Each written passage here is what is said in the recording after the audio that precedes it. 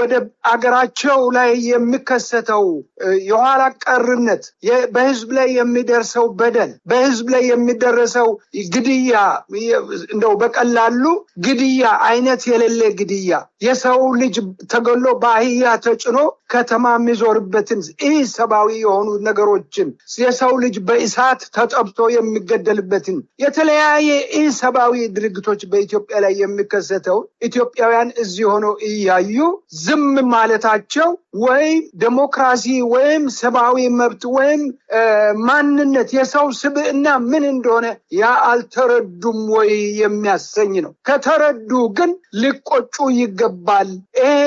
ትክክለኛ አይደለም ብሎ ለሀገራቸው ለህዝባቸው መከራከር ይገባል። ከብዙ አገሮች ላይ የኛ ከሌላ ብዙዎቹ ጋር ኮምፓይር ማድረግ ይቻላል። ከእስራኤል ጋር ማገናኘት ይቻላል። ከራሺያ ጋር ከዩክሬን ጋር አሁን ዩክሬን ውስጥ ያለው እንደምታየው እያንዳንዱ አሜሪካ ውስጥ ያለው ዩክሬን በደጁ ላይ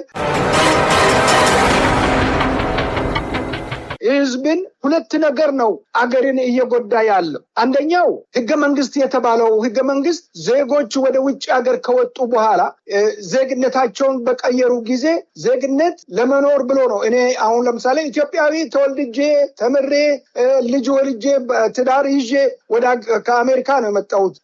እዚህ እንኳን አልተወለድኩ። ዜግነት ለመቀየር ግን የሚያስገድደኝ የሀገሬ ሁኔታ ነው። በሀገራችን ያለው ወቅታዊ ሁኔታ ዜግነትን እንዲቀይሩ ሰዎችን ያስገድዳል።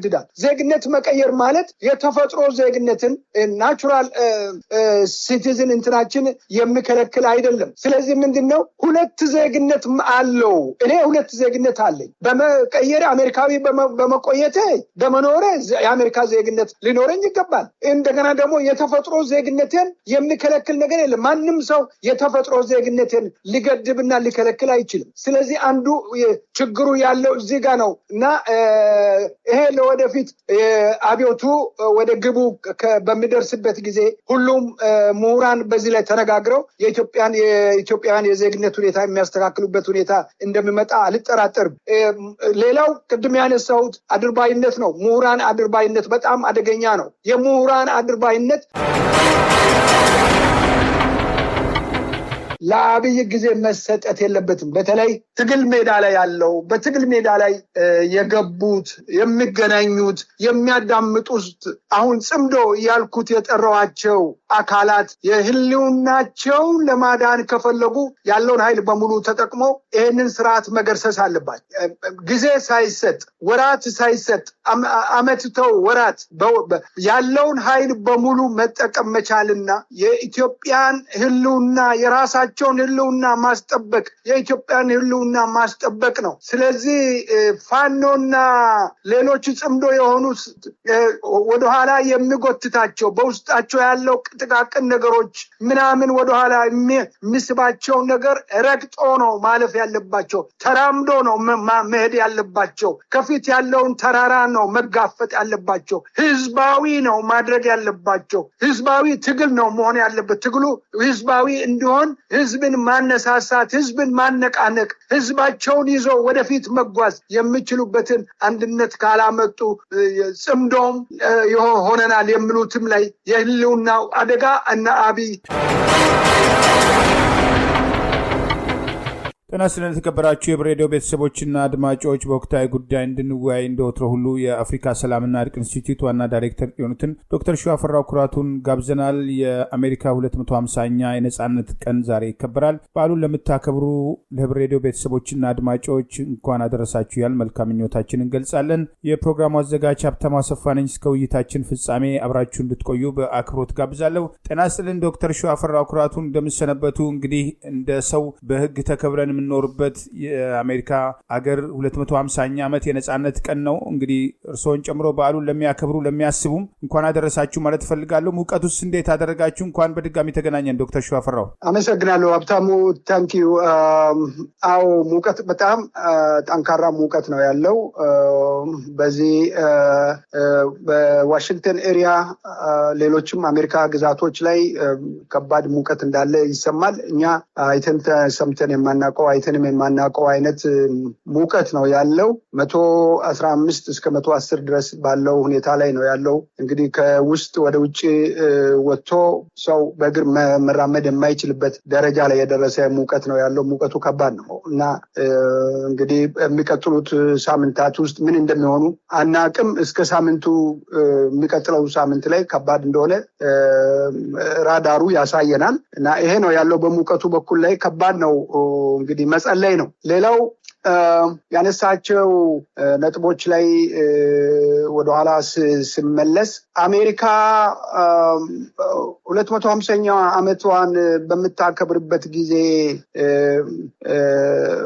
የአሜሪካ አባቶች የሚባሉት እነ ጆርጅ ዋሽንግተን የመሳሰሉት የሰሩት ህገ መንግስታቸው ህዝብ ለህዝብ የሆነና ህዝብን የሚገዛ ህግ መሆኑን እና መንግስትንና ህዝብን የሚገዛ ህግ መሆኑን አስቀድሞ አመንድ እያደረጉ እየተከታተሉ የሰሩት ህገ መንግስት ሁሉም ሰው ከህግ በታች እንጂ ከህግ በላይ አይደለም የሚለው ትልቁ መፈክራቸው ህዝብ እንዲገዛ እና ህዝብ በስርዓት እንዲኖር ዲሞክራሲ ምን እንደሆነ የሚያስተዳድር ነው። ሰው የመኖር መብት፣ በህይወት የመኖር መብት፣ ሰው ከፕሬዚዳንቱ ጀምሮ ሁሉም መከሰስ መጠየቅ የሚችልበት ቼክ እንደ ባላንስ በሶስት የመንግስት አካላት የሚታይ የሚወቀስ ነው። ፕሬዚዳንቱ አንድ መንገድ በሳተ ቁጥር ኮንግሬስና ሴኔተሮች ጠርተው ሪፖርት የሚቀበሉበትና ከስልጣን የማስነሳት መብት ሁሉ ያላቸው ህገ መንግስት በመኖሩ ነው። ለማንም የማያዳላ ለህግ በህግ የተመሰረተ አገር በመሆኑ ነው። እንግዲህ ይሄ የአሜሪካ አባቶች የሚል እነ ጆርጅ ዋሽንግተን አስቀድሞ ወደፊት ተልሞ የሰሩት ነው።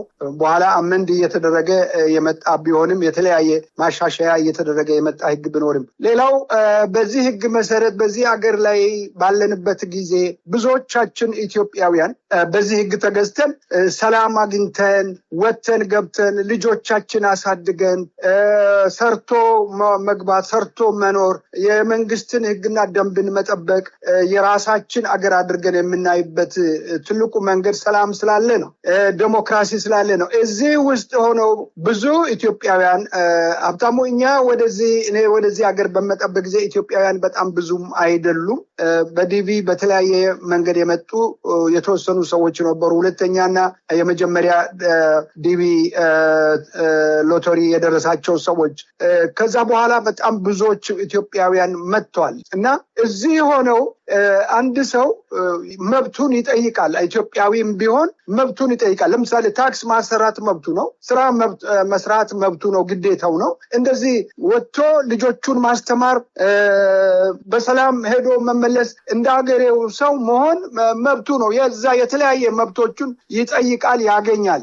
ዲሞክራሲ ምርጫ ይመርጣል፣ ዲሞክራሲ ይለማመዳል። ተለማምደው የሚኖሩ ሰዎች አሉ። ብዙ ኢትዮጵያውያን ደግሞ እንደምታውቀው ምሁራኖች አሉ።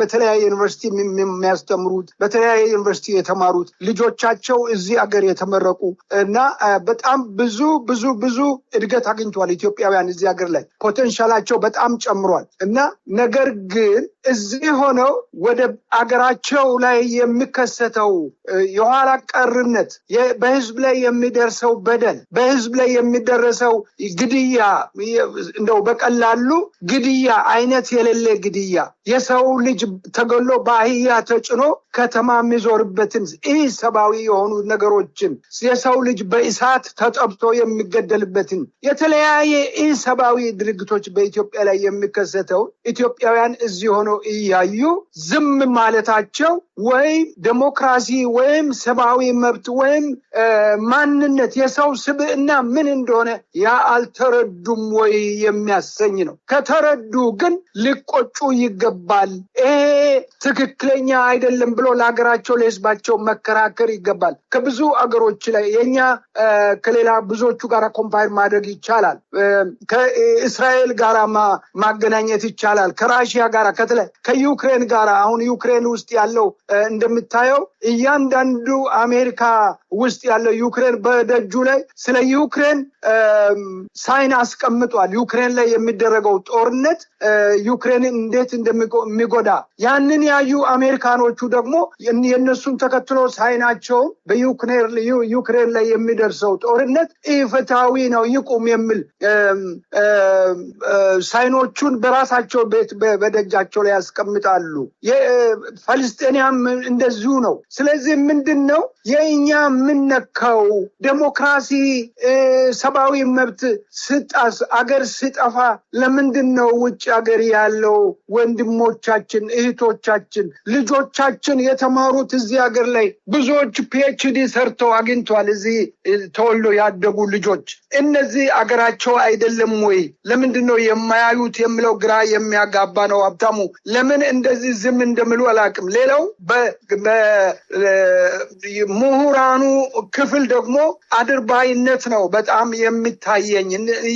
ያውቃሉ፣ ይገባቸዋል፣ ይታያቸዋል። ግን አድርባይነት ከመጣው ጋራ ካለው ጋራ አብሬው ተካፍዬ ከሱ የማገኘው ጥቅም ካገኘው እኔ ምን ቸገረኝ የሚል አድርባይነት፣ አስመሳይነት፣ ማስመሰል እና ከሚመጣው ሁሉ ጋራ መላተፍና እዛው እየተላተሙ አገር ቢጎዳ ባይጎዳ ጉዳዩ አይደለም። ነገር ግን ጥቅም ለማግኘት የተለያዩ ጥቅሞች ቦታ፣ ቤት፣ ኢትዮጵያ ገብቶ መውጣት መግባት፣ ተዝናንቶ መመለስ እንደዚህ አይነት ነገሮችን በጣም ጥቃቅን በጣም ማይነር የሆኑት ከመጠን በላይ ማይነር የሆኑት በየትኛውም ቦታ ላይ ማግኘት የሚችሉትን ነገር በአገር ሲጠፋ ዝም ብሎ ማየት አድርባይነት ይሄ የተጠናወተ ይመስላል። በዚህ ነው በአብዛኛው ይሄ ነው። ሌላው እንደምታውቀው ኢትዮጵያ የ87 ብሔረሰብ አገር ናት።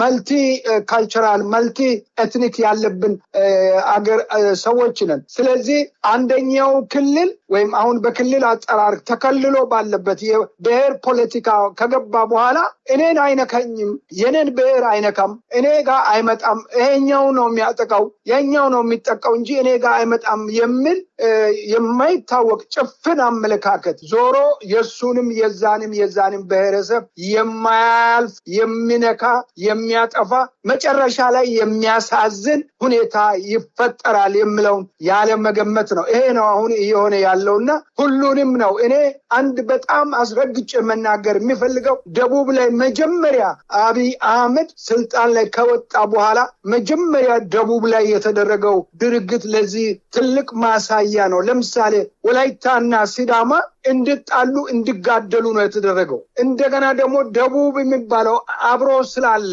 ታስሮ በአንድነት የተቆራኘ ህዝብ በአንድ ዙሪያ ላይ እንመለስ ለመጥፎ ነገር የሰሩት ለበጎ ነገር የሆነ አብሮ የቆሙት በተለይም በነሱ በፌዴሬሽን ምክር ቤቱ ላይ ትልቁ የነሱ በህገ መንግስታቸው ላይ የበጀት ምደባ የተለያዩ የህገ መንግስት ትርጉም የሚባለው የተለያዩ ነገሮች ላይ ትልቅ የበላይነት ያለው የደቡብ ክልል ለማፍረስ ለኦሮሚያ ለመውሰድ እነ ሽመልስ አብዲሳ እነ አብይ እነ ለንጮ ለታ የመሳሰሉት እነ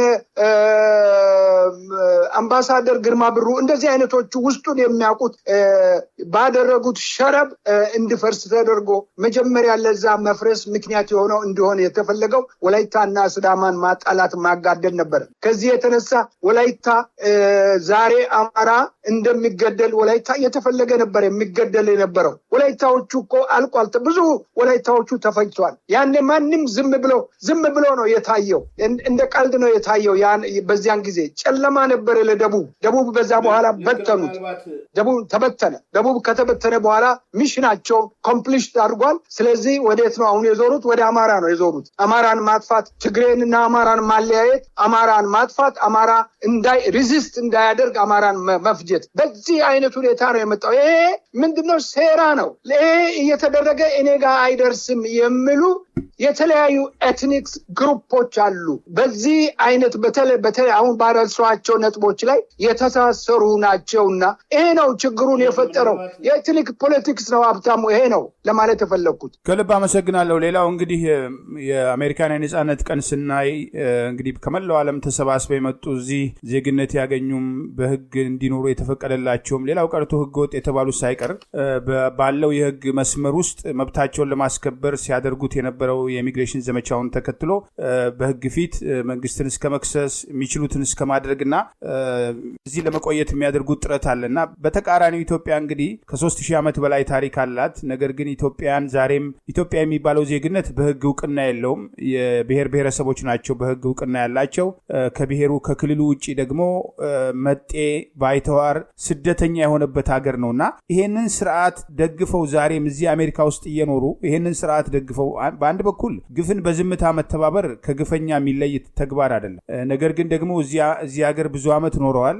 በአንድም ሆነ በሌላ መንገድ አገር ቤት ላላቸው ጥቅምና የራሳቸው ፍላጎት ሲባል እዛ ሀገር ላይ ያለውን ግፍ እየፈጸመ ያለውን አገዛዝ ዛሬም ድረስ በአደባባይ ደረታቸውን ነፍተው የሚደግፉ ሰዎች አሉና በአንድ በኩል ምንም ድንጋይ ውሃ ውስጥ እድሜ ልኩም ቢኖር ዋና አይማርም እንደሚባለው ከዚህ ሀገር ስርዓት እኩልነት ምንድነው? የሰው ልጅ ምንድነው? በህግ የሰው ልጅ ህይወት እንዴት ይከበራል? የሰው ልጅ ንብረት እንዴት ይከበራል? የሚለውን መገንዘብ መረዳት የማይፈልጉና ዛሬም ያንን ግፍ እዛ ማስቀጠል የሚፈልጉ ይሄን ብሔር ከዚህ አውጣው፣ ይሄን ምታው፣ ይሄን አስገባው እያሉ ከሚቀሰቅሱት ጀምሮ ለዚህ አገዛዝ ተገርደው ደግሞ ህግና ስርዓትና ቃለን የሚሉ ሰዎች አብይን ደግፈው የሚቆሙ ሰዎች አሉና እንዴት ነው ከዚህ መውጣት ያቃተን? ምክንያቱም ብዙ ሀገራት ላይ ዲያስፖራ ትልቅ ሚና አለው። በተለያዩ ሀገራት ነጻነት ለማምጣት አገር ለመፍጠር እስራኤል ለዚህ ጥሩ ምሳሌ ነች። እስራኤል ዲያስፖራ ምን እንደፈጠረ ባለፉት 50-60 ዓመታት የት እንደደረሱ የሚታወቅ ነገር ነው። ዛሬም እዚህ ሀገር እንኳን በፖለቲካው ያላቸው ሚና የሀገራቸውን ጥቅም ለማስከበር የት ድረስ እንደሚሄዱ በግልጽ የሚታይ ነው። ያላቸውም ተቀባይነት የምናየው ነው። በእኛ በኩል ግን ዛሬም ድረስ እዛ ሀገር ላይ ያለው ትርምስ እንዲቀጥል የሚፈልግ በአንድም ሆነ በሌላ መንገድ ውጭ ሀገር የሚኖርም ሰው አለና እንደው ከዚህ ሂደት መቼ ነው የምንማረው? ህግና ስርዓት ሲኖር ይሄ 250 ዓመት ከዚህም በላይ ሊቀጥል የሚችልበት አልፎ አልፎ እንኳን የመንገዳገድ ነገሮች ቢኖሩ እንደተባለው ከፕሬዚዳንቱ ጀምሮ ያላቸው የህግ ተጠያቂነት ምን ያህል እንደሆነ በግልጽ ያየንበታል። አሁን የኢራንና የአሜሪካ ጦርነት እንኳን ፕሬዚዳንቱን ስልጣን ለመገደብ በምክር ቤቶች በኩል የተወሰደው እርምጃ የሚታወቅ ነው፣ ከአቅም በላይ እንዳይኬድ ማለት ነው። እና ይሄንን እያየን አገራችን ላይ መረጋጋት፣ ሰላም ሊመጣ የሚችለው በህግ የበላይነት መሆኑን የሰው ልጅ ህይወት፣ ንብረት በህግ የበላይነት እንዲኖር የሚፈለግ ስርዓትና አስተዳደር እንዲመጣ የሚደረገውን ጥረት ትግል መደገፍ አንድ ነገር ነው። ነገር ግን ይሄን ግፍ እንዴት እዚህ ሀገር ሆኖ ሰው ይደግፋል የሚለው ላይ ብዙ ጊዜ እንደው ጥያቄ ይነሳልና እዚህ ላይ ያሉትን አስተያየት ሰምተን ወደ ዋናው ሌላው የሀገራዊ ጉዳይ እንግባ። አመሰግናለሁ ሀብታሙ። በጣም ልብ የሚነካ የሰው ልጅ ሆኖ ሰው ሊያስብ የሚገባ ጥያቄ ነው ያነሳው። እኔ በእውነቱ አፕሪሼት አደርጋለሁ እንደዚህ አይነት ጥያቄ እንደዚህ አይነት ሙግት ውስጥ መግባት በጣም ደስ ይለኛል፣ ያኮረኛል። ይሄ አንደኛ ቅድም ያነሳኋቸው ሁለት ነጥቦች የዚህ የኤትኒክ ፖለቲክስ በኢትዮጵያ ውስጥ ከተሰራጨ በኋላ በክልል ሰዎች ከተከለሉ በኋላ እየመጣ ነው። ቅድም አንተ ያነሳኸው በብሔር በሰው በኢትዮጵያዊነቱ በአገሩ መጠራት ቀርቶ በክልል እስክጠራ ድረስ ነው። አሁን በቀላል አባባል ትግራዊ የሚባል ነው። አንድ ትግሬ ወይም አንድ ትግራይ ሀገር ኢትዮጵያዊ መሆኑ ቀርቶ ትግራዊ መሆን ሶማሊያዊ እየተባለ ነው የሚጠራው። ኢትዮጵያዊ የሚለውን ለፓስፖርት ብቻ ነው የሚጠቀሙት። ወይም የዜግነት ጥያቄ ሲመጣ ትግራዊ ኢትዮጵያዊ እየተባለ ነው ያለው። በጣም አደገኛ ሁኔታ ውስጥ ነን ያለ ነው። ይሄ ከዚህ ጋር የተያያዘ አታችመንቱ በክልል ተከልሎ መርዝ ተነስንሶ ወደ ፍጥርጥሩን የወጣ አደገኛ ጉዞ ላይ ያለች አገር ናት ኢትዮጵያ። በአሁኑ ሰዓት ላይ በደንብ በጥልቀት ስታየው ላይ ነው እየተቀባባ ቅቤ እየተቀባ የመጣው እና ይህንን ምሁራኑ ያውቃሉ አያውቁም ማለት አይቻልም። ውጭ ሀገር ያለው በተለይ ውስጥም ውጭም ያለው ምሁር የሆነ የተማረ ሰው የኢትዮጵያን ጊዜያዊ ወቅታዊ ሁኔታ በደንብ ያያል፣ ይመለከታል ብዬ አስባለሁ። በደንብ ይገባዋል ብዬ አስባለሁ። ይህንን በተመለከተ ገና ከጅምሩ ላይ አለቃ ታምሩ አያሌው ታምሩ አስቀድሞ ነበሩ። ያኔ ነፍሳቸውን ይማርና ክልል ማለት ተቀበረ ተከለለ ብለው ይተረጉሙ ነበርና ተቀበረ ተከለለ ብለን ነው ምን መውሰድ ያለብን። በዚህ ነው ሰዎች የተጠመዱት፣ በዚህ ውስጥ ነው የገቡት። አሁን አንድ ክልል ኢትዮጵያ ፌደራል መንግስት አለ ተብሎ ባለበት ዘመን በዚህ ጊዜ ላይ አንድ ክልል በቀጥታ ከውጭ ሀገር ጋራ ተጻጽፎ የውጭ ጉዳይ ሚኒስቴርን ስራ በቀጥታ ይሰራል ወይ የፕሬዝዳንቱን ወይ የጠቅላይ ሚኒስትሩን ስራ ይሰራል። አግባብ ያልሆነ አሰራር እዛ ውስጥ መኖሩ ምን ያሳያል? ሀገሪቱ ተበተነች የሚለውን በግልጽ የሚያሳይ ነው። ስለዚህ ለዚህ ደግሞ ማን ነው ተጠያቂ ቢባል ምሁሩ ነው። አርሶ አደሩማ ምን የውጭ ጉዳይ ሚኒስትር ማን እንደሆነ ያቅ፣ ገንዘብ ሚኒስትር ማን እንደሆነ የትኛው ሚኒስትር የማን ሚኒስትር ምን ባለውን አርሶ አደሩ የት ያውቃል? ልጅን አምጣ ተብሎ አንገቱን ተረግጦ የወለደውን ልጅ ግብር እየከፈለ ያለው አርሶ አደር ምን ያውቃል? ስለዚህ አርሶ አደሩ ሌላው ኢትዮጵያዊ ህዝብ አይደለም፣ ምሁሩ ጋር ነው ችግሩ። ምሁራን የኢትዮጵያ ምሁራን ለምን በሀገሩ ላይ የሚቀኛ እንደመሆን አላቅም። አንተ ያነሳው አንድ ነገር እስራኤልን ደጋግመን እናነሳለን። ኔታንያሁ እኮ በ6 ቀኑ ጦርነት ጊዜ ዩኒቨርሲቲ ተማሪ ነበረ፣ አቋርጦ እስራኤል ሄዶ ነው ውጊያ ውስጥ የገባው። እንደዚህ ናቸው እስራኤላውያን፣ እንደዚህ ናቸው። ስለዚህ ምንድነው ዋናው ትልቁ ነገር? ህዝብን ሁለት ነገር ነው አገርን እየጎዳ ያለው። አንደኛው ህገ መንግስት የተባለው ህገ መንግስት ዜጎች ወደ ውጭ ሀገር ከወጡ በኋላ ዜግነታቸውን በቀየሩ ጊዜ ዜግነት ለመኖር ብሎ ነው። እኔ አሁን ለምሳሌ ኢትዮጵያዊ ተወልጄ ተምሬ ልጅ ወልጄ ትዳር ይዤ ከአሜሪካ ነው የመጣሁት። እዚህ እንኳን አልተወለድኩ። ዜግነት ለመቀየር ግን የሚያስገድደኝ የሀገሬ ሁኔታ ነው። በሀገራችን ያለው ወቅታዊ ሁኔታ ዜግነትን እንዲቀይሩ ሰዎችን ያስገድዳል። ዜግነት መቀየር ማለት የተፈጥሮ ዜግነትን ናቹራል ሲቲዝን እንትናችን የሚከለክል አይደለም። ስለዚህ ምንድነው ሁለት ዜግነት አለው። እኔ ሁለት ዜግነት አለኝ። በመቀየር አሜሪካዊ በመቆየቴ በመኖሬ የአሜሪካ ዜግነት ሊኖረኝ ይገባል። እንደገና ደግሞ የተፈጥሮ ዜግነትን የሚከለክል ነገር የለም። ማንም ሰው የተፈጥሮ ዜግነትን ሊገድብና ሊከለክል አይችልም። ስለዚህ አንዱ ችግሩ ያለው እዚህ ጋር ነው እና ይሄ ለወደፊት አብዮቱ ወደ ግቡ በሚደርስበት ጊዜ ሁሉም ምሁራን በዚህ ላይ ተነጋግረው የኢትዮጵያን የዜግነት ሁኔታ የሚያስተካክሉበት ሁኔታ እንደሚመጣ አልጠራጠርም። ሌላው ቅድም ያነሳሁት አድርባይነት ነው። ምሁራን አድርባይነት በጣም አደገኛ ነው። የምሁራን አድርባይነት ከሌላ የተለየ ነው። ምሁራን ከአድርባይነት መውጣት አለበት። ቅድም ሌላው አንተ ያነሳው ነገር አለ። ንብረት የሚባለው ሀብታሙ እንደምታውቀው ኢትዮጵያ ህዝብ በሙሉ የሚያውቀው ታሪካዊ ኢትዮጵያ የሚያሰኝ እኮ ፒያሳና መርካቶ ካዛንቺስ ነው የኢትዮጵያ ዋና ከተማ። እዛ ላይ ያለው መኖሪያ ቤታቸውን ሲያፈርስ እኮ ምሁራኑ ዝም ብሎ ነው ያየው። ውጭ ያለው ምሁራን ነው ዝም ብሎ ያየው። እነዛማ በኃይል ቤታቸው በተኙበት በላያቸው ላይ ቤት ሲያፈርሱ ታዲያ ወዴት ይሁኑ? እና እንዲህ አይነት ናዚ ስራ ነው በኢትዮጵያ ላይ የተሰራው። በኢትዮጵያ ውስጥ የተደረገው ጣሊያን አላደረገም። ጣሊያን እንደዛ አይነት በኢትዮጵያ ውስጥ አልሰራም። ስለዚህ ያንን ነው ሲያደርጉ የኢትዮጵያ ምሁራን ዝምታ ነው የመረጠው። አብሮ እንኳን አንድ ላይ ተወያይተው አብሮ ተሰባስበው አፕሪሺየት ተደራርገው ምን እናድርግ የሚለው ምክር ላይ አልተመካከሩም። አንድ ጎሳ አንድ አማራ 4 5 6 7 8 20 30 ማህበር አለው። እነ ደቡብ እነ ምናምን የላቸውም። ከናካቸው ማህበርም የላቸው ምንም የላቸው። በቃ ሆኗል። ያንን ተቀብሏል። ይኖራሉ። ውጭ ሀገር ያለው ማለት ነው። አልተሰባሰቡም፣ አልተነጋገሩም፣ አይነጋገሩም። እዚህ ሀገር እኮ ሀብታሙ እንደምታውቀው አሜሪካ፣ አውሮፓ ሌላ ሀገር ላይ ስልክ እኮ አይበረበርም። እንኳን ቤት ቀርቶ ቤት ሲበረበር አንድ የፈለገ ሰው አሁንማ አጋቾቹ ሁሉ እኮ ናቸው ቤት በርብሮ ወርቅ ገንዘብ ሁሉ ከቤት ይዞ የሚሄዱት። ስልክ አይበረበርም። ምስጢር ነው የሰው። ኢትዮጵያ ውስጥ እኮ መንግስት የግለሰብን ስልክ ወስዶ ወንጀል ሰርታል አልሰራም ብሎ ይመረምራል። የሰው ልጅ መብት መረገጥ ብቻ አይደለም፣ ሰውን እንደ ሰው የማይቆጥር መንግስት ያለበት ሀገር ላይ ነን ሀብታሙ። ይሄንን ማስቆም የሚችለው ምሁሩ ነው፣ ምሁራን ነው። ትንሹ ትልቁ ኢብንፍ ምን ልንገር፣ እዚህ ተወልዶ ያደጉ አሜሪካ፣ አውሮፓ ተወልዶ ያደጉ የኢትዮጵያ ትውልደ ኢትዮጵያውያን የሚባሉት ለሀገራቸው ሊቆረቆሩ ሊሟገቱ ይገባል። የህብረት ይገባል፣ መተባበር ይገባል፣ በሚያስፈልገው ነገር ሁሉ ላይ ወደፊት መውጣት ይገባልና ይሄ ሲሆን ነው መፍትሄ ያነሳው። እንዲህ ሲሆን ነው ምንድነው የምናደርገው? በጋራ መመካከር፣ በፍጥነት በጋራ አንድ አቋም መያዝ፣ ቅድም ያነሷቸው ነገሮች ላይ አብሮ መነጋገር፣ መፍትሄ ማምጣት፣ ፕሮጀክት ማድረግ፣ በዛ ፕሮጀክት ላይ ተነጋግረው ማስወሰን።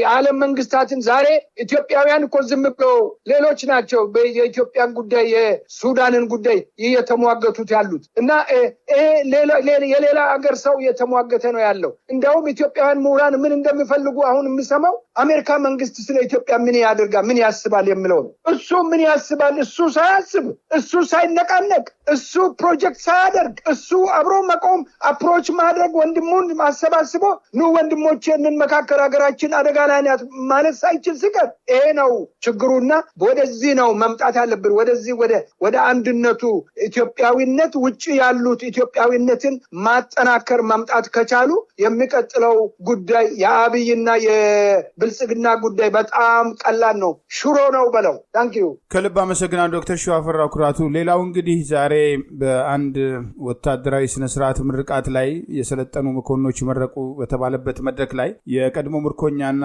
የመከላከያ ኤታማዦር ሹም ፊልድ ማርሻል ብርሃኑ ጁላ ጽምዶ ብለዋል። ጽምዶ የጥምረቱ የግብጽ ፕሮጀክት ነው ተብለዋል። ይህን የሚሉት እንግዲህ አንዱ የኤርትራ መንግስትና የህወሓት ትብብርን ነው በአንድም ሆነ በሌላ መንገድ የሚነሳው።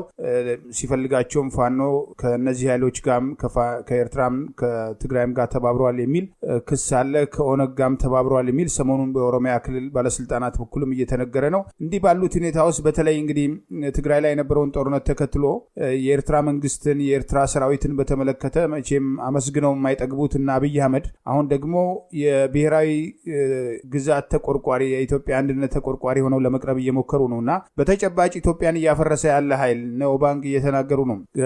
ከደቡብ ሱዳን የሚያዋስነው አገር ትላንት ኢትዮጵያ ለነጻነቷ ከፍተኛ አስተዋጽኦ ያደረገችላት ደቡብ ሱዳን ዋይት አርሚ የሚባለው እስከ ጋምቤላ ከተማ ድረስ እየገባ ጥቃት ሲፈጽም መከላከያ የሚባለው ቆሞ ያል፣ በተቃራኒው ግን ይሄ እንግዲህ የሚቃወሙ ሰላማዊ ሰዎችን ጋምቤላ ላይ እየገደሉ ነው ያሉትና ለሱዳን እንግዲህ የኢትዮጵያን ለመሬት 60 ኪሎ ሜትር በላይ ገፍተው ይዘው ዛሬም ድረስ እንደ ይፋ ጥያቄ እንኳን ማቅረብ ያልቻሉበት ሂደት አለ። በተቃራኒው የአረብ ኤሚሬት አጀንዳን ይዘው ከሱዳን ጋር ሌላ ግርግር ውስጥና የአርኤስኤፍን የነ ሐምዲን ቡድን በመደገፍ ደግሞ ኢትዮጵያ ሌላ ችግር ውስጥ ራሷን እያስገባች ያለችበት ሂደት አለና አብይና ጓደኞቹ ስለ የትኛው ብሔራዊ ጥቅም ነው የሚያወሩት? አሁን ባለው የኢትዮጵያ ተጨባጭ ሁኔታ ውስጥ አንዴ ጥምረት አንዴ ጽምዶ እያሉ ያለበት ሂደት አለና ይሄ ኃይል የኢትዮጵያን ብሔራዊ ጥቅም ማስከበር የሚችል ነው ወይ? ኢትዮጵያን እያፈረሰ ያለ ኃይል አይደለም ወይ? አዎ ሀብታሙ፣ እዚህ ላይ ምን ጥያቄ አለው? የምንለው እኮ አገር እያፈረሰ ነው፣ ህዝብ እየበተነ ነው፣ ህዝብ እየጨረሰ ነው።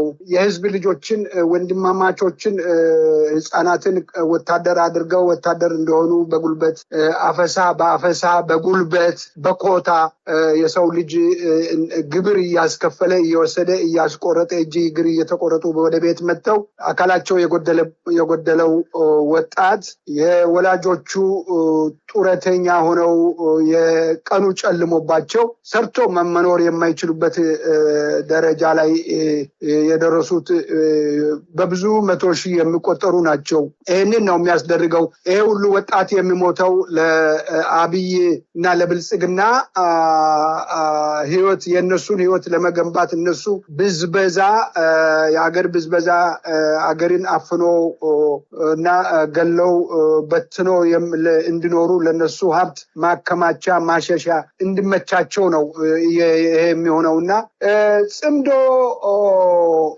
በትግርኛ እንግዲህ ጽምዶ እየተባለ ነው የሚጠራው። ህብረት ነው፣ አንድነት ነው፣ በጋራ የተፈጠረ ይሄ ምንም እኮ ለውጥ የለውም። ድሮም ቢሆን ኢትዮጵያውያን አብሮ ነው። ይሄ ከማን ምን ከሌላ እነሱ ሌላ ጨማምረው ግብጽና ሱዳን ግብጽና ኤርትራ አሉበት እያሉ እንዲሁ ቅዘን ይዟቸው እየፈሩ የሚናገሩት ቋንቋ ነው። ጽምዶ ምናልባት ኤሪትሪያን ከትግራይ በኩል ላይ ኤሪትሪያውያን አሉ ብሎ ስጋት ነው እና ትግራይና አማራ አብሮ የህልውና አደጋ ገጥሞናል የሚል ነው። አማራ ህዝብና ትግራይ ህዝብ የተንቀሳቀሱት ይሄ ህብረት ወንድማማቾች አብሮ መቆም ነው። እነሱ እኮ በኢትዮጵያ ህዝብ ላይ በአማራውና በትግራይ በኦሮሚያ ህዝብ ላይ አንተ ቅድም ያነሳውን አረቦችን ጭምር ነው እኮ የአረቦች ድሮን እንደ ዝናብ እየዘነበ ጥይት እያዘነበ በድሮንና በጀት በሄሊኮፕተር ሳይቀር በሰማይ እየተዋጋ ያለው የአረቦቹ ሄሊኮፕተር ነው። የአረቦቹ ሀብት ነው እየፈሰሰ ያለው። አንተ ያነሳው ጉዳይ ነው። ይሄ አገሪቱን ለደቡብ ሱዳን በአዲሱ አከላል በዚህ ምንድነው ወደ ማዕከላዊ ነው ምናምን የሚባለው ወደ ይሄ ዳውሮ ምናምን ያሉባቸው አገሮችን ቆርሶ የሰጠው የወርቅ መሬት አንድ ወረዳ በሙሉ ህዝቡን እንደውም አባረው አንድ ወረዳ ህዝብ አባረው ነፃ የደቡብ ሱዳን ኢትዮጵያ ለዚህ ያበቃቻቸው የደቡብ ሱዳን ሰራዊት ወሮ አንድ ወረዳ ወስዷል። በሰሜን በኩል ላይ ሰሜንን በመጥላት ሰሜን ኢትዮጵያን በመጥላት ለማዳከም የአብይ በጣም የብልጽግና በጣም አደገኛ ምቀኝነት ቢኖር እሱ ነው። ዛሬ የሚዋጋውን አልቡራንን 60 ኪሎ ሜትር ከዚህ ወደዛ ያለው ውሰድ ብሎ ቆርጦ ውሰድ ብሎኛል ብሎ እነሱ የተናገሩትን ነው ሰውየው የተናገረው ነው እና ውሰድ ብሎ ነው የሰጠን የሚሉት መሬት ያንን ምቀኝነት ይዟቸው የአማራ መሬት የጎንደርን መሬት ቆርሶ እንዲወስድ ያደረገ አብይ ጽምዶ ለመቃወም ምን ሞራል አለው? ምን ብቃት አለው? ምን ጽምዶ የሚባለው ራሱን ለመከላከል ራሱን እንደውም ዘገዩ በደንብ ነው መደራጀት ያለባቸው። በደንብ ነው ጽምዶ መሰራት ያለበት በደንብ ከማንም ጋር። እነሱ እኮ በኢትዮጵያውያን ላይ አረቦቹን ከአረብ ሀገር ላይ መሬትን አስገብቶ የአዲስ አበባ መሬት እየሰጠ ወርቅ መሬት እየሰጠ ድሮንና ጀት ኢትዮጵያ አየር ኃይልን የራሳቸው ንብረት አድርገው አዛዥ ሆኖ በይልማ መርዳሳ የሚባል ሰውዬ እቃ ሆኖ እነሱ የሚያዙበት የኢትዮጵያ ምስጢራዊ የጦር ካምፕ ለአረቦቹ ስጦ ሲያደርግ የነሱ ምንም አይደለም። ለነሱ ያ ምንም አይደለም። ከቱርክ የኢትዮጵያን ማጥፊያ መሳሪያ አምጥተው ቱርክሽን ቻይና የተለያየ ኤክስፐርቶቹን አምጥተው በኢትዮጵያ ህዝብ ላይ ማአት ሲያወርዱ ለነሱ ምንም አይደለም። ኦሮሞን እንዳይኖር ኦሮሞን በኦሮሞ ስም ሲነግድ የኦሮሞ ህዝብን በትላንትና ብቻ 70 ጊዜ ሄሊኮፕተርና ድሮን ጀት ጭምር 70 ጊዜ ቦምብ ስጥልበት ሲውል ለነሱ ምንም አይደለም። ያ ማን ነው ያንን የሚያደርገው? አረቦች አይደሉም? ቻይና አይደለም? የቻይና ኤክስፐርቶች እኮ ናቸው።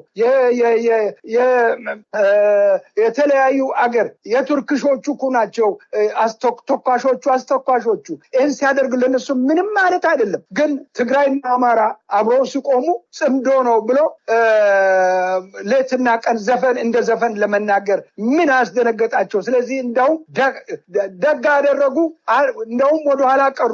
ይሄኔ ብዙ መስራት የሚችሉ መሆን ነበረባቸው። የህልውና ጉዳይ ነው። እነሱ ትግራይ መሬት እያለ ደብዳቤ ሲጽፉ ለአሜሪካና ለምናምን እንደ ውጭ ሀገር መንግስት ራሳቸው ደብዳቤ እየተጻጻፉ ምንም ያተረፉት ነገር የለም። ትርፉ ለነሱ በኋላ ቢዛና ከሀገር ውጭ እንዳይወጡ እንደውም ኃይሉን ለአብይ ሲያደሉ ነው የታየው። ይህንን መቋቋም የህልውና አደጋ ላይ መኖራቸው አላወቁም። ገና አሁን ነው የገባቸው። መሬት የዚህ መሬት የዛ መሬት የምናምን እያሉ የወልቃይት የራያ እያሉ በመሬት ላይ ቀንና ሌሊት ሲያለቅሱ ጭራሹንም ለማጥፋት መምጣቱን አሁን ነው የነቁት። አሁን ነው እንደውም ቆይቷል። ወደፊት መግፋት አለባቸው። ትግሉን በጋራ በፍጥነት እንደው ማፋጠን አለባቸው። ጽምዶ በደንብ መጣመድ አለበት። የምጣመድ ነገር ካለ በደንብ አድርጎ ነው መጣመድ ያለበት። ትግሉን በዛ አይነት ማካሄድ አለባቸው። ይሄ ትክክለኛ አካሄድ ነው። ብርሃኑ ጁላ ስናገር እኔ ያመኛል። ኢትዮጵያዊ ኤታማዦር ሹም የመጨረሻ በመጨረሻ እንደሱ አይነት ደካማ እውነትም ምርኮኛ እንደዚህ አይነት አይቼ ሰምቼ ማላቅ ምን እንደምናገር የማያቅ ሰው ሆኖ እንስሳ ብዙ ጊዜ አጭሶ ከከንፈሩ ይታወቃል ምን እንደሚያጭስ ከከንፈሩ ከጥርሱ ይታወቃል ካነጋገሩ ይታወቃል ነፃ ሰው ንጹህ ሰው ምን እንደምናገርና እንደዚህ አይነቱ ኤታማጆር ሹም ተብሎ በሄደበት ቦታ ሁሉ ውትድርና መኮንኖችና ምናምን አስመርቃለሁ እያለ ወደ ያኛው ሲያልቅ ይሄኛውን ስተካ ያኛው ሲያልቅ ይሄኛውን ስተካ ይሄኛውም ሲያልቅ ይሄኛው ደግሞ ይተካል እንደዛ ያለ እርስ በርስ ወንድማማቾችን ለማስጨረስ ለብርሃኑ ጁላ ህይወት እነዚህ መኮንኖች የተባሉት የምርኮ ሰራዊት ሄደው ሊያልቁ እና ለዛ ስናገር አይደንቀኝም ለዛ ለእርድ ለሚሄደው አይደንቀኝም ካወቁና ከታጠቁ ጎበዝ ከሆኑ ወደ ኋላ ተመልሰው አገራቸውን ለማስጠበቅ የሚችሉ ከሆነ እሱ ያስመረቃቸው ለሱ እርግማን መሆን አለባቸው ይሄ ነው መሆን ያለበት አመሰግናለሁ ሀብታሙ ከልብ አመሰግናለሁ ዶክተር ሸዋፍራው ኩራቱ ሌላው እንግዲህ በተለይ ያው ህገ መንግስት የተወሰነ አንቀጽ እናሻሽላለን የፕሬዝዳንቱን ስልጣን ለመገደብና አብይ ፕሬዝዳንታዊ ስልጣን እንዲኖረው ለማድረግ በዚህ በእሱ በፈጠረውና የሱን ጉዳይ በሚያስፈጽመው ሀገራዊ ምክክር ኮሚሽን ስም በሚቀጥለው ወር እንግዲህ ሐምሌ 8 ቀን አጠቃላይ ጉባኤ እናደርጋለን ብለዋል እንግዲህ ከ4000 በላይ ካድሬዎች ከየቦታው ሰብስበው አምጥተው ይሄንን ድራማ ለመስራት እየተዘጋጁ ያለበት ነው ሐምሌ 5 ደግሞ ይሄው ሀገራዊ ምክክር ኮሚሽን ከ20000 ሰው ከ22000 ሰው በላይ የሚሳተፍበት ሩጫ አዘጋጃለሁ ብለዋልና 4 አመት ሙሉ አጀንዳ እየሰበሰብኩ ነው ያለው የአብይ ኮሚሽን አሁን ደግሞ ሩጫ ታላቁን ሩጫ የሚመስል ለማዘጋጀት እየተሄዱበት ያለና የሚሰሩት ነገር ግራ የሚገባቸው ይመስለኛል አሁን አብይ ባለበት ሂደት ውስጥ በኢትዮጵያ ውስጥ የትኛው ህግ ተሻሽሎ የትኛው የፖለቲካ ስርዓት ታርቆ ነው ወደፊት ሊቀጥል የሚችለው አብይ በራሱ መቆየቱ ለኢትዮጵያ አደጋ መሆኑ በግልጽ እየታየ አይደለም ወይ ምን ጥያቄ ያለው ሀብታሙ ይሄ ልክ ነው አብይ መቀጠል የለበትም አብይ የአብይ ብልጽግና አብይ የአብይ ኩባንያ ብልጽግና መቀጠል የለበትም በኢትዮጵያ ላይ በኢትዮጵያን አሁን ቅድም ካነሰናቸው ነገሮች ሁሉ ጋራ የተያያዘ ያ ትልቁ የአብይ መርዝ ነው ያ መርዝ ተሰብስቦ መቃጠል አለበት መርዙ ከአንድ ዕቃ ላይ ተደርጎ መቀመጥ የለበትም መቃጠል አለበት ያለበለዚያ ህዝብን ያጠፋልና አብይ ፕሬዚዳንት እንዲሆን የምክክር ኮሚሽን ጋራ ምክክር አላቸው ምስጢራዊ ምክክር እንዳለ ያውቃሉ አብይን ወደ አንተ አንስተሃል ቀደም ሲል የስልጣን መገደብ የሚለው አብይ ከዚህ በኋላ ያውኑ ምርጫ ተመርጫለሁ 5 አመት ህዝብ መርጦኛል ይሄንን ወደ ፕሬዚደንሻል እንትን ላይ ለውጣለሁ የሚቀጥለው ሁለተኛ ምርጫ ካደረኩ በኋላ ለቃለሁ ከ10 አመት በኋላ ያንን እንዲህ አይነት ህገ መንግስት ተሻሽሎ በዚሁ ይቀጥልልኛል እና ይሄንን አስቀጥሉልኝ ተብሎ ነው ይሄ ምርጫ ብቻ አይደለም የሚቀጥለውም ላይ አለ ነገር ግን የሚቀጥለው ጊዜ የሚቀጥለውና አሁን ያለው ጊዜ ለአብይ ጊዜ መሰጠት የለበትም በተለይ ትግል ሜዳ ላይ ያለው በትግል ሜዳ ላይ የገቡት የሚገናኙት የሚያዳምጡት አሁን ጽምዶ ያልኩት የጠራዋቸው አካላት የህልውናቸውን ለማዳን ከፈለጉ ያለውን ኃይል በሙሉ ተጠቅሞ ይሄንን ስርዓት መገርሰስ አለባቸው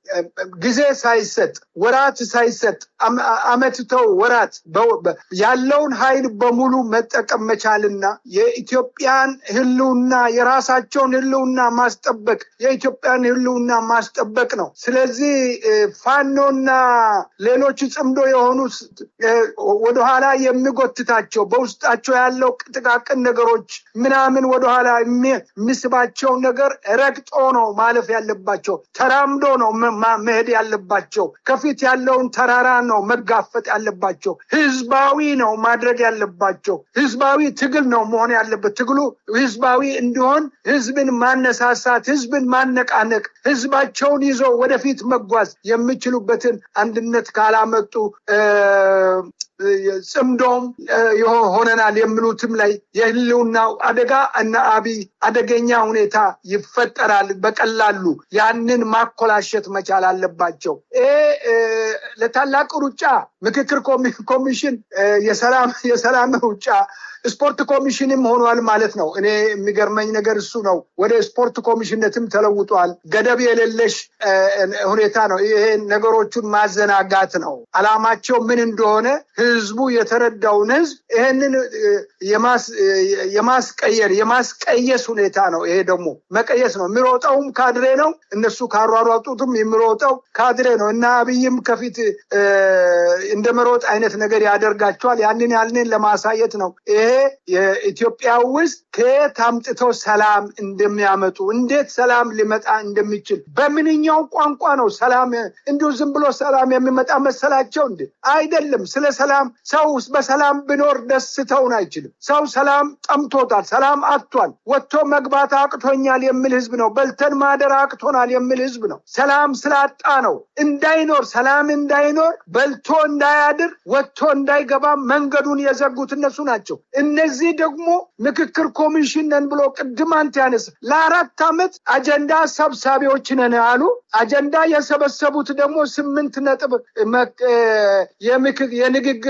የምክክር ጉዳዮችን አምጥተናል ብለዋል። ቅድም ባልከው ሐምሌ 8 ላይ ካድሬ ይሰበስባሉ። ኢትዮጵያ ተሰበሰበች ይላሉ። ኢትዮጵያ ማለት አብይ ነው። በአሁኑ አጠራር ላይ ኢትዮጵያ ማለት አብይ ነው እንጂ ኢትዮጵያ አገሩና ህዝቡ አይደለም። ህዝብና ኢትዮጵያ አለያይቷል። አብይ ማለት ኢትዮጵያ ነው። ብቻውን ኢትዮጵያ ምን ሆናለች እያለ ነው ሁልጊዜ የሚናገረው። እሱን ነው ራሱ። ኢትዮጵያ በለጸገች ይችላል። እሱን ነው እንደዚህ አይነት ኢትዮጵያ እንዲሆናለች የሚለው ራሱ ነው አብይ። ስለዚህ አብይን ለማቆየት ፕሬዝዳንት ለማድረግ ህዝብ ያልመከረበት ህዝብ ያልተነጋገረበት የኢትዮጵያ መሰረታዊ ችግር ጉዳይ ላይ ያልተነጋገሩበት ከየት ጀምሮ በምን ላይ ነው ያለቀው የኢትዮጵያ ጉዳይ? የኢትዮጵያ ምክክር በምን ላይ ነው የተመከረው? ማን ነው የኢትዮጵያ ጉዳይ ጥፋተኛው ማን ነው? በደለኛው ማን ነው? ህዝብ ነው? መንግስት ነው? የተኛው ስርዓት ነው? የኢትዮጵያ ጉዳይ ላይ በዳይ ተበዳይ የተኛው ነው? ተለይቷል። በኢትዮጵያ ውስጥ የሽግግር ፍትህ ተካሂዷል። በኢትዮጵያ ውስጥ ሪኮንሲሌሽን መጥቷል። እንዴት ተደርጎ ነው ምክክር ኮሚሽን አጀንዳ የሰበሰባቸው 8ቱ እነዛ ባለፈው ወቅት ለብልጽግና መሰብሰቢያ ናዝሬት ላይ ተሰብስቦ እንዲነጋገሩ የሰጣቸው እነዛ ናቸው። ያው ለነሱ ሰጥቷቸዋል። እነሱ ልኳል። አብይ ሰጥቶታል። አብይ ለሰጣቸው መልስ ደግሞ እነሱ 8ቱ ነጥብ ሰጥቷል። በዚህ ባሳለፍናቸው ሰሞን ሳምንቱን በሙሉ ናዝሬት በዚህ ጉዳይ ላይ ሲመካከሩ ቆይቷል። አንደኛው አዲስ አበባን ክልልና ምንድነው ድሬዳዋና አዲስ አበባን ፌደራል መንግስት ከተማ እናደርጋለን የሚል እንደዚህ አይነት አንዳንድ ማጭበርበሪያ ነገሮችን ይዞ መጥቷል። አዲስ አበባ ማንም ሰው በበጎ ስጦታ ለኢትዮጵያ ፌደራል ከተማ የሚሰጥ አይደለም። የነበረ የነገስታት ከተማ ነው። የኢትዮጵያ ህዝብ ከተማ። ድሬዳዋም እንደዚሁ። ትልልቅ ከተሞቹ በሙሉ በትልልቅ መንግስታት የተመሰረቱ ናቸው። አብይ አህመድ አንድ ቅንጣት አንድ ቆርቆሮ አልሰራም። የህዝብ ቤት ነው ያፈረሰው። የህዝብ መሰረታዊ የኢትዮጵያ ታሪካዊ ዳራዎቹን ታሪካዊ ቤቶቹን ነው ፒያሳና መርካቶን ፒያሳና ካዛንቺስን አሁን ሌላውን የኢትዮጵያ ከተማ ታሪካዊ ቦታዎቹን አፍርሶ በትኖ ከናካቴው አጥፍቶ ይኸውላችሁ ከተማ እያሸበረቀ ነው እያለ ነው። ይሄ እሱ ያየው ኤሚሬት ከተማ ዱባይን አይቶ መጥቶ ኢትዮጵያን እንደ ዱባይ ለማድረግ ብሎ ነው።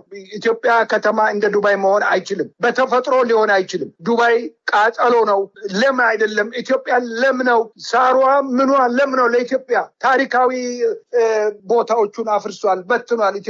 ኢትዮጵያውያንን ፈጅቷል። ከፒያሳ የወጣው ህዝብ ከካዛንቺስ የተበተነ ህዝብ የት ደርሷል? የት ነው ያለው? ምን ላይ ነው ያለው? ያ ህዝብ የት እንደደረሰ የሚታወቅ አይደለም። ሀብታሙ የሰው የሰው ዘር ጠፍቷል። በጣም ብዙ ወደኋላ ሄደን የምንመረምራቸው የምናወጣቸው ታሪክ በጣም ረጅም ህይወት አለ፣ ብዙ ጉዳይ አለ። እዛ ላይ ወደፊት እንነጋገርበታለን። ታንኪዩ ሀብታሙ። ይሄ ነው ያለውና ጽምዶ ዛሬ ነገ ሳይባል ጽምዶ ተጠናክሮ ወደፊት መግፋት አለበት። የኢትዮጵያ ህዝብን ማዳን መቻል አለበት። ታንኪዩ። ከልብ አመሰግናለሁ ዶክተር ሺዋፈራው ኩራቱ። እንደወትሮ ሁሉ እንግዲህ ሌሎች ወቅታዊ ጉዳዮችንም ወደፊት እንወያያለን። በድጋሚ ከልብ አመሰግናለሁ። መልካም ቀሪ ጊዜ ሁሉ።